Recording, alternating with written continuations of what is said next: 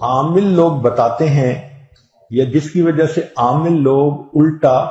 لوٹتے ہیں لوگوں کو اور ان کے عقیدے خراب کرتے ہیں، ہمارے حضرت رحمت اللہ علیہ وہ اعمال بتاتے تھے، ان کا بھی بتانا ضروری ہے تاکہ ماں کو پتہ ہو کہ ان اعمال کے کرنے سے کیا کیا فائدہ ہوتا ہے۔ ہم جہاں جسمانی دوائیوں سے فائدہ اٹھائیں گے وہاں قرآن کے ان اعمال سے بھی فائدہ اٹھائیں۔ ہمارے حضرت رحمت اللہ علیہ فرماتے تھے کہ جب کبھی رات کو نکلنا ہو ویرانے میں، جنگل میں، اور یہاں تو جنگل میں جانے کا بہت زیادہ رواج ہے،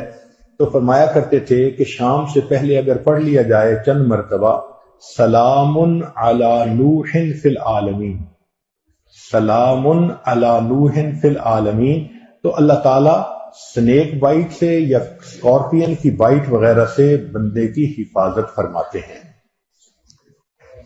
پھر ایک عمل ہے کہ دشمن کا خوف۔ فرض کرو بچے کو کسی بندے سے ڈر لگتا ہے، یا آپ سفر میں جا رہی ہیں اور آپ نے ایئرپورٹ سے جانا ہے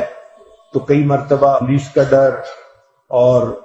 امیگریشن کا ڈر، کسٹم کا ڈر، یہ یا کسی حاکم کا ڈر، تو کسی بھی بندے کا ڈر اگر ہو تو ہمارے حضرت رحمۃ اللہ فرماتے تھے کہ قرآن مجید کی آیت ہے سورہ یاسین میں وَجَعَلْنَا مِن بَيْنِ أَيْدِيهِمْ سَدًّا وَمِنْ خَلْفِهِمْ سَدًّا فَأَغْشَيْنَاهُمْ فَهُمْ لَا يُبْصِرُونَ۔ اس کو اگر پڑھ کے آیت کو اس بندے کی طرف پھونک دیا جائے، اللہ واقعی اس بندے کی آنکھوں پہ پردے ڈال دیتا ہے اور وہ بندے کو تکلیف نہیں پہنچاتا۔ ہم نے اپنی زندگی میں ہزاروں مرتبہ اس آیت کو پڑھ کے آنکھوں سے اس کا فائدہ دیکھا ہے۔ ایک ہے بچے کو نظر لگ جاتی ہے، اس کو نظر بد کہتے ہیں، یہ لوگوں کو بھی لگ سکتی ہے، اور ہمارا تجربہ یہ ہے کہ سب سے زیادہ نظر بچے کو ماں باپ کی لگتی ہے، کیونکہ وہ خود اس کو پیار محبت سے دیکھتے ہیں، تو نظر تو اثر کرتی ہے، العین حق۔ تو اب اس کے لیے کسی کے پاس جانے کی ضرورت نہیں۔ قرآن مجید کی ایک آیت ہے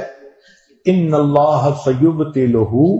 ان اللہ لا یصلح عمل المفسدین۔ اس آیت کو 3 مرتبہ پڑھ کے ماں خود بچے کو دم کر دے، روزانہ نظر کا اتارا ہو جائے گا